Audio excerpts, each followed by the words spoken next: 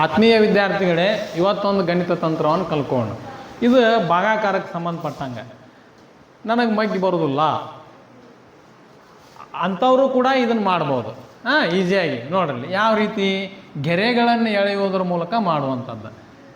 4, 5, 2 ಬರ್ಕೊಂಡೆ. ಈಗ 4 ಏನು ಮಾಡೋಣ ನಾವು, ಗೆರೆಗಳನ್ನು ಎಳಿ 4 1 2 3 4. ಈಗ ಭಾಜಕ ಎಷ್ಟೈತಿ, 4 ಐತಿ.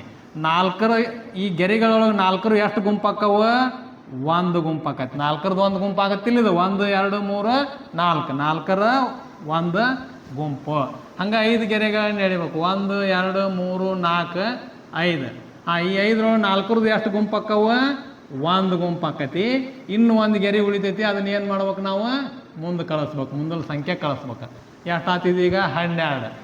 12 ಗೆರೆಗಳನ್ನ ಎಳಿದು 1 2 3 4 5 6 7 8 9 10 11 12.